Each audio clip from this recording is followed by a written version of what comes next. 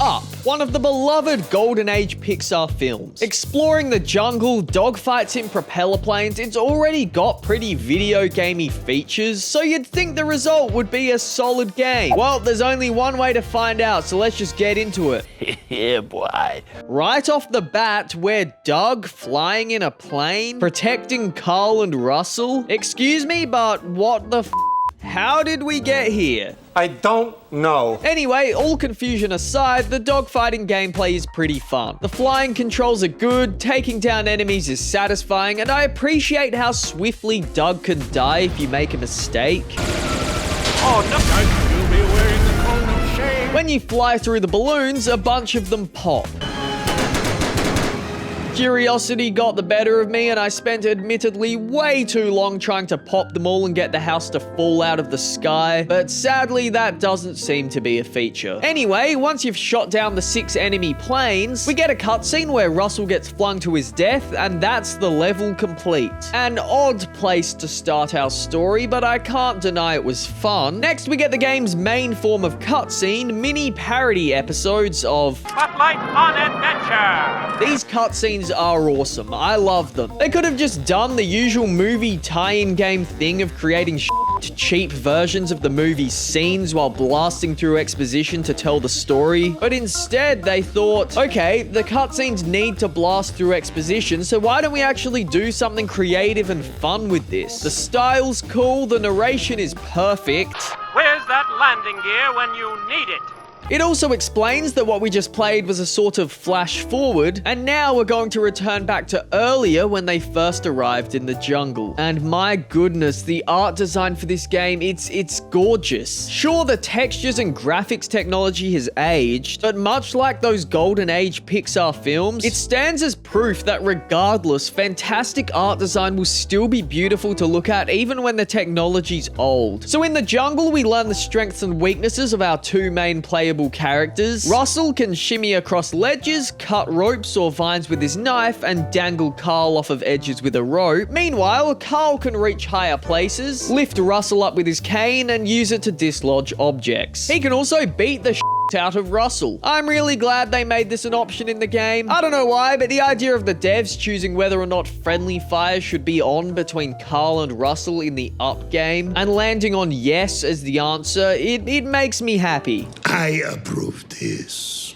So we use these 2 unique characters' abilities to traverse the environment. From launching Russell off rocks before using him to help swing Carl across gaps, to floating through the air thanks to wind channels and the assistance of the house tied above us. It's all fun and charming. We come across Kevin being bullied by some dogs. Oh no, dog ambush. Who will face this menacing threat? I chose to fight as Russell. The way we do this is by waiting for the dog to attack and then pressing X to parry the attacks. After a couple successful parries, the dog will be confused, and we can throw a toy to get rid of him. Now, I don't know if I just have terrible reaction time, but throughout the course of the game, I did actually struggle from time to time with these dog ambushes, which is frustrating because these dog ambushes happen so many times. No matter where you are or what you're doing, you better expect a dog ambush because you're gonna get one. When you play as Carl, he doesn't show the dogs the same mercy as Russell. Instead of tossing a toy to fetch, he ties a balloon to them and watches them fly into the sky to their inevitable death. There's also this one where Russell shows perhaps even less mercy, throwing toys off of a cliff face, resulting in the confused dogs jumping to their bloody end.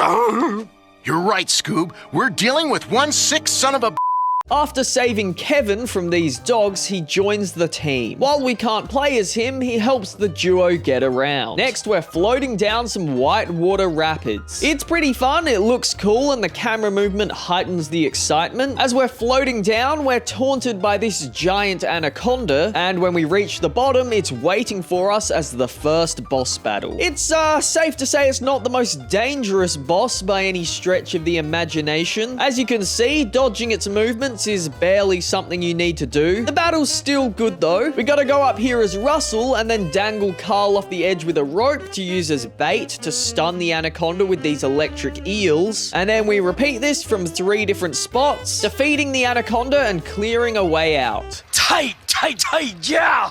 Another delightful cutscene leads us to our next major location. These grey cliffs covered in carnivorous plants. It's here that we find Doug, our third playable character. Like the other two, Doug has his own abilities. He can pull down these bone levers. Yeah, because I'm sure neither of the humans would be capable of pulling down the lever. It has to be Doug. And he can also go through Munt's dog flaps and pull Carl across bodies of water. We explore more of these areas, do some more dog ambushes, which I've already spent more than enough time on. I guess a cool detail is if you're lucky enough for one of the dogs to go on one of the carnivorous plants, it'll get swallowed up and be dealt with for you. And then once again, we find ourselves flying down a stream of water, this time being taunted by a crocodile, the second boss in the game. Once again, it's not the most threatening boss in the world. Honestly, it doesn't seem to give a single about our presence. Like, seriously, it does not care one bit. I don't give a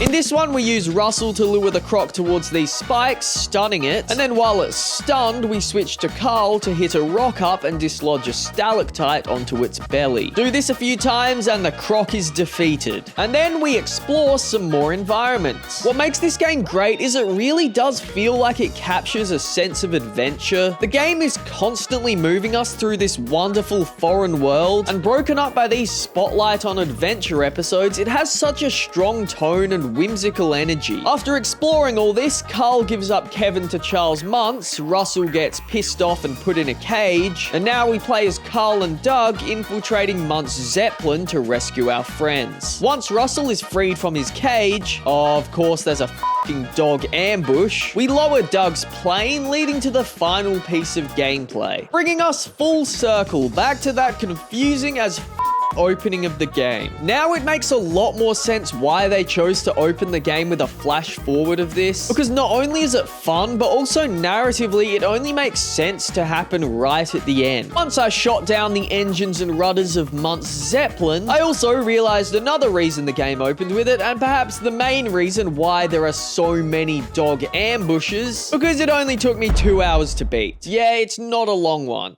That's what she said. There are bugs to collect and hidden artifacts to find, so it's not like you're completely done with it in 2 hours, but that is how long it takes to play through the story from start to finish. And you know what? I don't think that's a bad thing. It's a short, sweet, polished, charming, very intentionally designed adventure. I can definitely see myself picking it up and giving it another play in the future. Maybe even going through slowly to collect every bug and artifact. Maybe I'll even get better at the f***ing abundance of dog ambushes. I'm done! You hear me?